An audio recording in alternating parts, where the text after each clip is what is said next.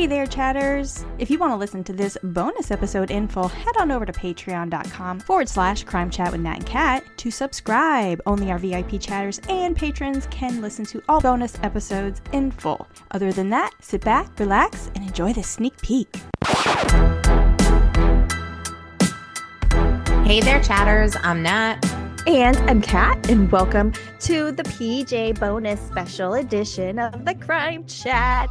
We are in our PJs today. We are. My Bucky's pajamas. He's onesie. My son got it for me last year for Christmas. That is adorable. Is that something that you wear every Christmas now, though? Well, maybe I will. Actually, Christmas morning. I think that's a grand idea. I think we need pictures.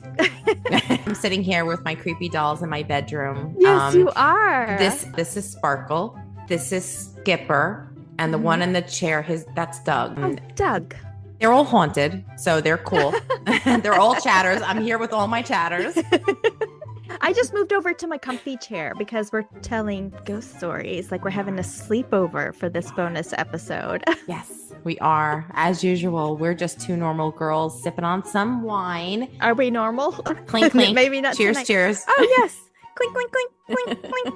Discussing about dark crimes, evil minds, and occasionally the unknown. And it's the unknown today because we're continuing our theme of Into the Unknown. Yes. So here's your disclaimer, chatters. The Fun Crime Chat contains adult content and descriptions of spooky, unknown, maybe violent scenarios today. So your listener discretion is advised. Yes. Before we get into today's Crime Chat, Kat, what have you done? So we finished Only Murders in the Building. Okay. And I was like, Chris, do you love it? He's like, I love it. Is that good? Yes. And definitely there's going to be a season 5. So you gotta catch up. See the news about Susan Smith? I did. I was wondering if you're going to mention it. I'm like, yeah. I'm sure she's going to mention it. Yes. We covered chatters Susan Smith, the Insidious Susan Smith, episode 34 of season 1. Wow, it's been that long? Yeah, it was way back when. She was up for parole. I think we probably talked about that in the episode. I remember saying something about that she would be up for parole soon. Yeah, she's a horrible person. She's exactly where she needs to be. I hope she never gets out. The worst part about it, I think, for me, the fact that she did it is absolutely horrible. But to go on the news and be like, somebody stole my babies and blame a black man for kidnapping them. That's fucking ridiculous. That is, anyway. Evil people. Evil people. Yeah. What about you? Okay, so, Kat, have you heard of the movie The Substance? Yes, I want to see it. Okay. Did you see it? I did. And? Okay. Oh, Okay, so it's a must watch. I recommend that you watch it. When you watch the movie, think of it this way. Have you ever seen the movie Fight Club? Yes, gosh, a long, long time ago, but yes. Kind of on the same level as Fight Club, where it's tackling toxic feminine traits. So it's about like the beauty industry and Hollywood and how like women are really judged on their looks and their age and how sexy they are. The way they do this in the movie, there are scenes where you have to look away. But when I tell you as a woman, you will understand it on a very deep level. You'll sit there and say, okay, my 40-year-old self understands this moment. But like it's portrayed in the movie as this really gross, horrible, horrific thing that happens to her body. You can look at the movie and say, that's a horror movie. That's as bad as Michael Myers or Halloween or Friday 13th. Yeah. But it's not. It really is about it's a female fight club. It really is a good movie. Must watch. Yeah. And that's about it.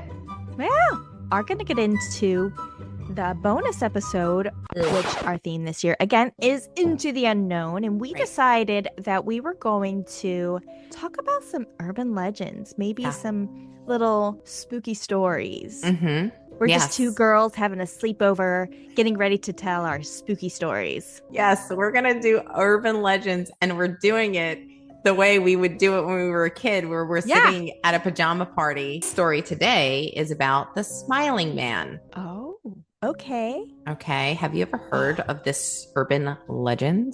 No, but what I automatically think of is the movie Smile. Yes. Okay. We are going to touch on that. For many years, people around the world have told stories about a mysterious figure called the Smiling Man. Mm-hmm. The details change depending on where the story is told, but one thing is always the same. He is tall, his clothes are old-fashioned, and he is always smiling. This big, almost too big, too wide of a smile, like it doesn't belong on his face. It doesn't belong in this universe, this smile. Some said he was just a symbol, a way of linking high-profile kidnappings. Others whispered something darker, that the Smiling Man was actually real.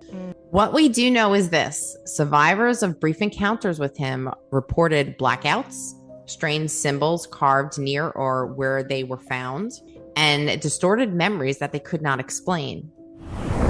Okay, so you're ready for my urban legend, and you're going to recognize it. I know you are, because you've made this specific comment before. Yeah. Ooh, okay. But I don't know if you know about it. Okay. So many children and young people, and Natalie, other adults, especially Americans, are likely to be familiar with the story about the babysitter menaced by the maniac that has gripped popular imagination for the last half century. First appearing in the early 1960s, the story spread spontaneously among friends, family, and neighbors who claimed it to be a quote-unquote true story. Scholars of modern folklore have since identified it as an urban legend that, like other secondhand stories of its kind, expresses anxieties and contains moral messages. This urban legend dates back to the 1960s about a teenage babysitter who receives a telephone call that turns out to be coming from inside the house.